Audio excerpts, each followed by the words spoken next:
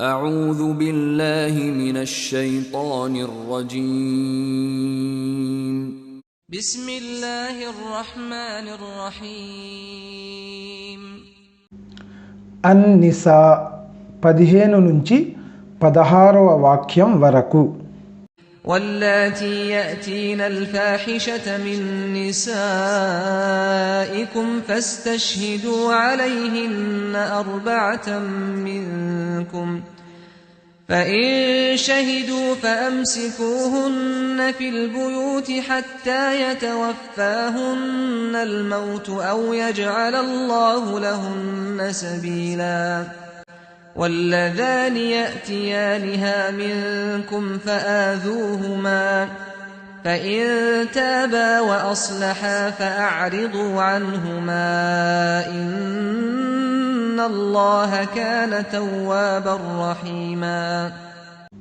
మీ స్త్రీలలో దుశ్చేష్టకు పాల్పడే వారికి వ్యతిరేకంగా మీలోని నలుగురి సాక్ష్యం తీసుకోండి. నలుగురు సాక్ష్యమిచ్చినట్లయితే వారిని ఇండ్లల్లో నిర్బంధించండి.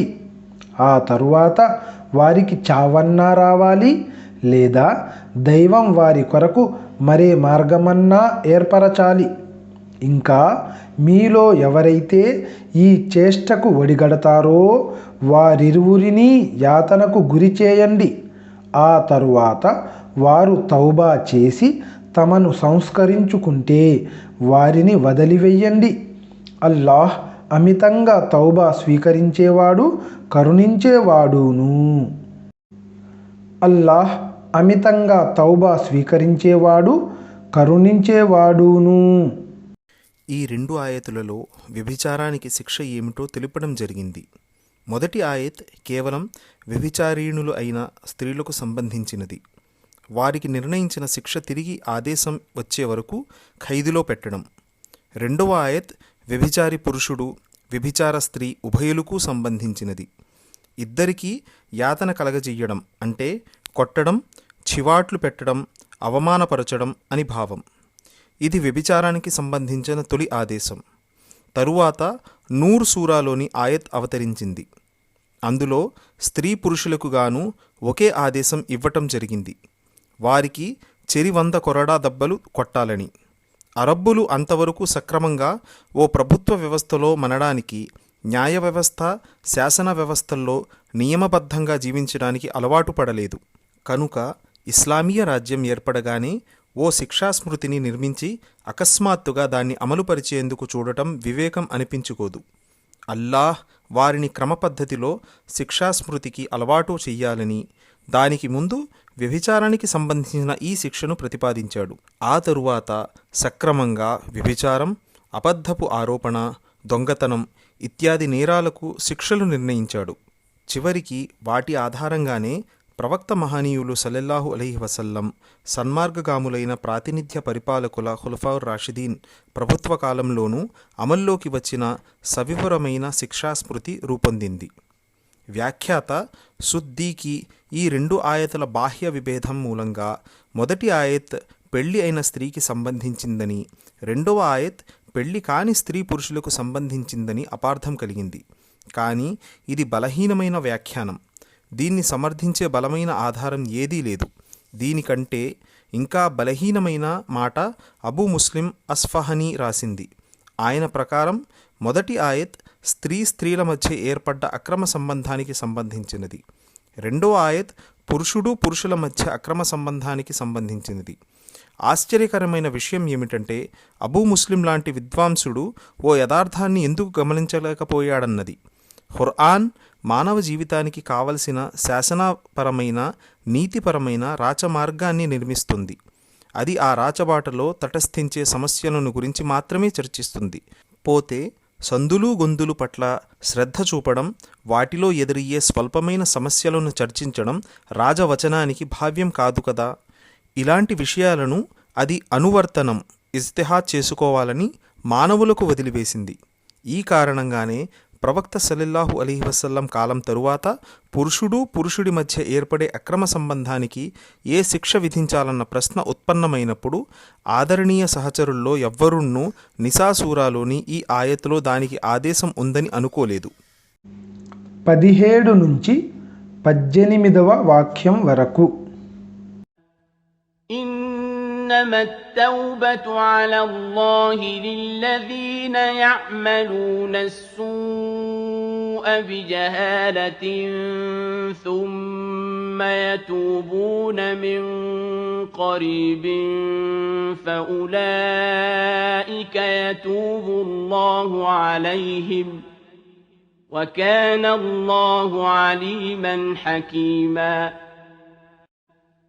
وليست التوبة للذين يعملون السيئات حتى إذا حضر أحدهم الموت قال إني تبت الآن ولا الذين يموتون وهم كفار أولئك أعتدنا لهم عذابا أليما.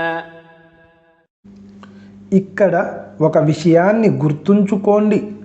అజ్ఞానం మూలంగా ఏదో చెడ్డ పని చేసివేసి ఆ పైన త్వరగానే తౌబా చేసుకునే వారికి మాత్రమే అల్లాహ్ తౌబా స్వీకరణ ప్రాప్తమయ్యే హక్కు ఉంటుంది.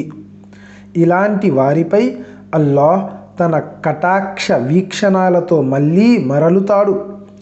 అల్లాహ్ అన్ని విషయాలు ఎరిగినవాడు, విఘ్నత వివేచనలు కలవాడు. అయితే చెడ్డ పనులు చేస్తూనే పోయే వారి కొరకు తౌబా వర్తించదు. ఇలాంటి వారి పద్ధతి ఏమిటంటే, వారిలో ఎవరికైనా మరణ సమయం ఆసన్నమైనప్పుడు అతను ఇక నేను తౌబా చేస్తున్నాను అని అంటాడు. అలాగే మరణించే వరకు తిరస్కారులుగానే ఉండేవారికి కూడా తౌబా వర్తించదు. ఇలాంటి వారి కొరకైతే మేము వ్యధాభరితమైన శిక్షను సిద్ధపరచి ఉంచాము. వ్యధాభరితమైన శిక్షను సిద్ధపరచి ఉంచాము. తౌబా అంటే మరలడం, ప్రత్యేకమైన దిశ వైపునకు తిరగడం అని అర్థం. పాపం చేసిన తరువాత దాసుడు దైవ సమక్షంలో తౌబా చెయ్యడమంటే ఒక సేవకుడు తన స్వామికి అవిధేయుడై అతనికి విముఖుడై ఆ తరువాత తాను చేసిన దానికి సిగ్గుపడి విధేయత ఆజ్ఞాపాలన వైపునకు మరలి వచ్చాడని అర్థం. దైవం దాసుని పట్ల తౌబా చెయ్యడం అంటే భావం దాసునిపై నుండి తప్పుకున్న స్వామి కటాక్ష వీక్షణం మళ్ళీ అతని వైపునకు పరివర్తనం చెందిందన్నమాట. అల్లాహ్ ఈ ఆయతులో సెలవిచ్చేదేమిటంటే, నా వద్ద క్షమాపణ లభించేది బుద్ధిపూర్వకంగా కాక కేవలం తెలియకపోవడం కారణంగా తప్పు చేసే దాసులకే అని.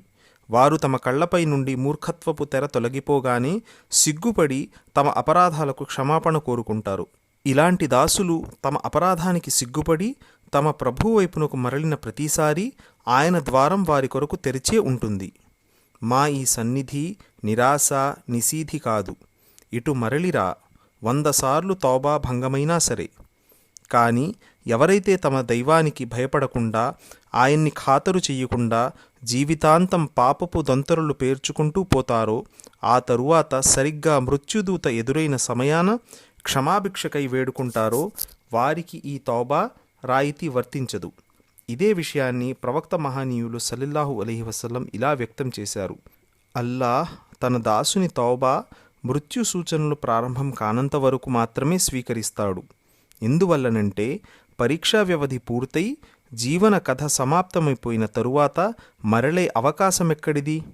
అలాగే ఒక వ్యక్తి తిరస్కార స్థితిలో ప్రపంచం నుండి సెలవు తీసుకుపోయిన తరువాత మరో జీవితపు సరిహద్దుల్లో ప్రవేశించి ప్రపంచంలో తాను అనుకున్న దానికి భిన్నమైన వ్యవహారం ఎదురవడం కళ్ళారా చూసి ఆ సమయంలో క్షమాపణ కోరుకుంటానంటే అది సందర్భం కాదు.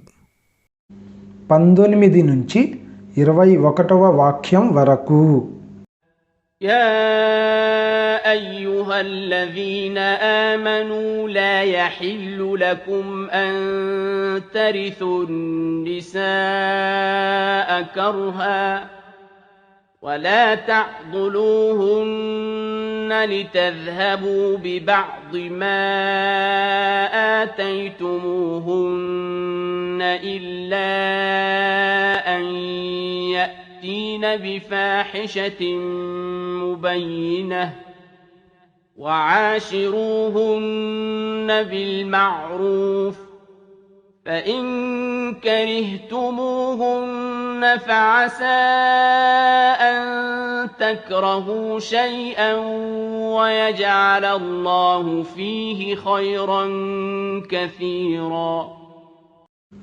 విశ్వసించిన జనులారా, బలవంతాన స్త్రీల వారసులైపోవడం మీకు ధర్మసమ్మతం కాదు.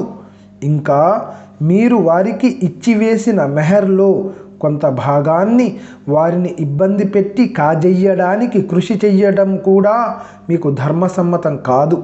కానీ ఒకవేళ వారు స్పష్టంగా చెడు నడతకు పాల్పడితే వారిని ఇబ్బంది పెట్టే హక్కు మీకు ఉంటుంది. వారితో శిష్ట రీతిలో జీవితం గడపండి.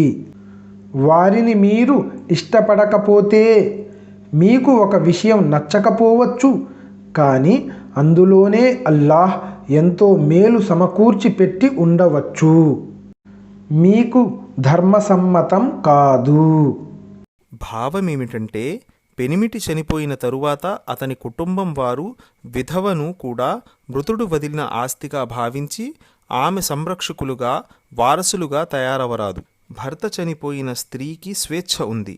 ఇద్దత్ గడువు కాలం గడిపి ఇష్టమైన చోటికి పోవడానికి, ఇష్టమైన వారితో మళ్ళీ పెళ్లి చేసుకోవడానికి.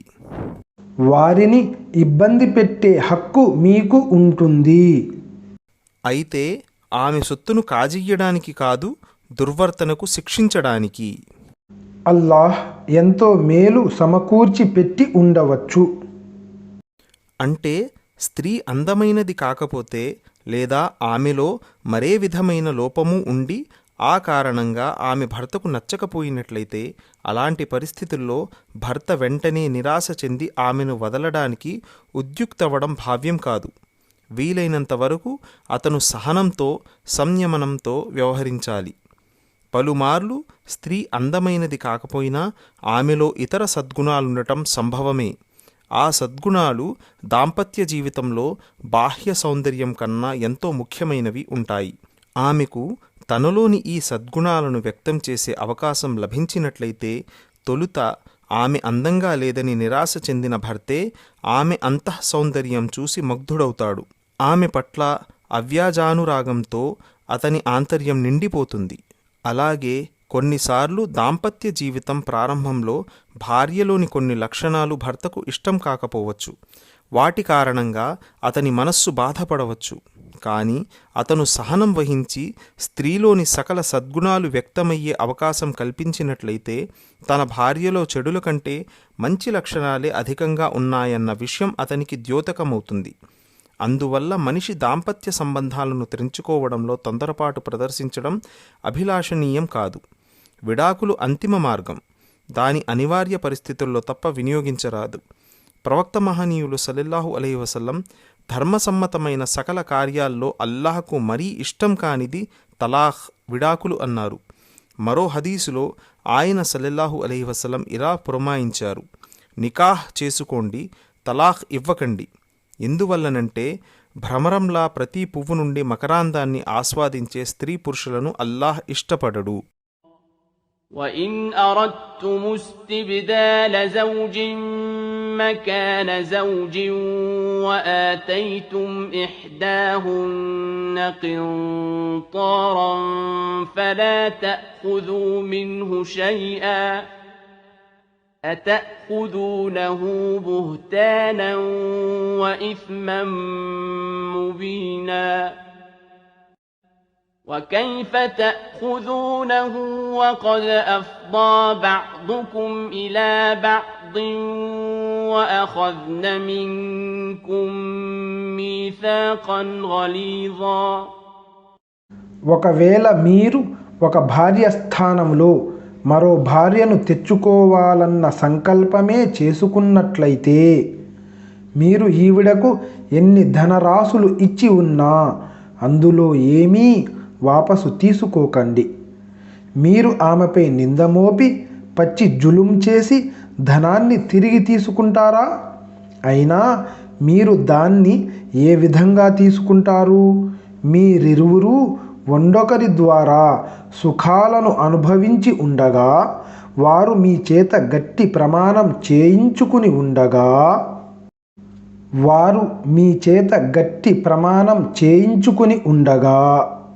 గట్టి ప్రమాణం అంటే నికాహ్ అని ఉద్దేశం. ఎందుకంటే అది వాస్తవానికి ఒక విశ్వసనీయతా ప్రమాణం. దాని పటిష్టత పైన నమ్మకంతోటే ఓ స్త్రీ తన్ను తాను ఓ పురుషునికి అప్పజెప్పుకుంటుంది. ఇప్పుడు ఒకవేళ పురుషుడు ఆ ప్రమాణాన్ని ఏకపక్షంగా భంగపరిస్తే ఆ ప్రమాణం చేసేటప్పుడు తాను అందజేసిన ప్రతిఫలాన్ని వాపసు తీసుకునే హక్కు అతనికి మిగలదు. మరిన్ని వివరాలకు చూడండి బఖరా సూరా పాదసూచిక 251. 22వ వాక్యం. ولا تنكحوا ما نكح آباؤكم من النساء إلا ما قد سلف إنه كان فاحشة ومقتا وساء سبيلا. మీ తండ్రులు నికాహ్ చేసుకుని ఉన్న స్త్రీలతో మీరు ఎట్టి పరిస్థితిలోనూ నికాహ్ చేసుకోకండి. కానీ జరిగిందేదో జరిగిపోయింది. నిజానికి ఇది లజ్జా విహీనమైన చేష్ట, అసహ్యమైనది, మరెంతో దుష్ట ప్రవర్తన. కానీ జరిగిందేదో జరిగిపోయింది. నాగరిక సామాజిక వ్యవహారాల్లో అజ్ఞానకాలపు తప్పుడు పద్ధతుల్ని మాన్పిస్తూ సాధారణంగా దివ్య ఖురాన్లో జరిగిందేదో జరిగిపోయింది అన్న మాటలు తప్పక వస్తాయి. దీనికి 2 భావాలు. 1. అజ్ఞానకాలంలో అవివేకపు రోజుల్లో మీరు అవలంబించిన చెడు నడతను తప్పుపట్టడం జరగదు. అయితే 1. ఇప్పుడు ఈ ఆదేశం అందిన తరువాత మీ వైఖరిని సంస్కరించుకోవాలి, తప్పుడు పనులు వదిలివేయాలి. 2. ఈ నిషేధం కారణంగా మునుపటి నియమం ప్రకారం లేదా ఆ ఆచారం రీత్యా లేక నాటి సంప్రదాయానికి అనుగుణంగా చేసిన పనులు, వాటి పర్యవసానాలు, వాటి వల్ల తారసిల్లే బాధ్యతలు అన్నీ తప్పనిసరిగా రద్దయినట్లుగా పరిగణించడం సరికాదు. ఉదాహరణకు సవతి తల్లిని పెళ్లాడటం నేడు నిషిద్ధం.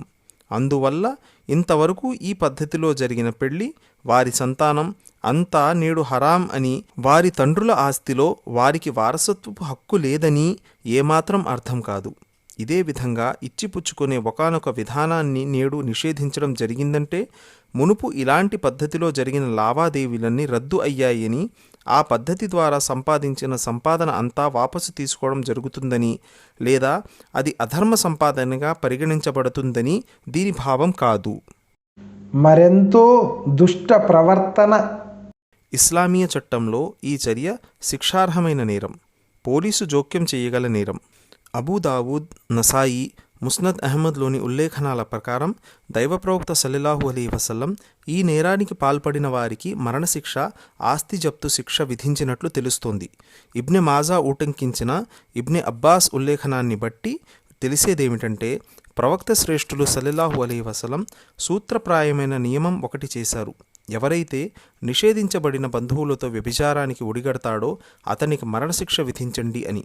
అయితే షరియత్వేత్తల మధ్య ఈ విషయంలో అభిప్రాయ భేదముంది. ఇమాం అహ్మద్ అయితే ఇలాంటి వ్యక్తిని చంపవలసిందే, పైగా అతని ఆస్తి జప్తు చేసుకోవలసిందే అన్న అభిప్రాయం వ్యక్తం చేశారు. ఇమాం అబూ హనీఫా, ఇమాం మాలిక్, ఇమాం షాఫయి అభిప్రాయం ప్రకారం నిషిద్ధ బంధువుతో వ్యభిచారం చేసిన వారికి వ్యభిచారానికి విధించిన శిక్ష విధించాలి. కానీ నిషిద్ధ బంధువుతో నికాహ్ చేసుకున్న వారికి గుణపాఠం గరిపే కఠిన శిక్ష విధించాలి.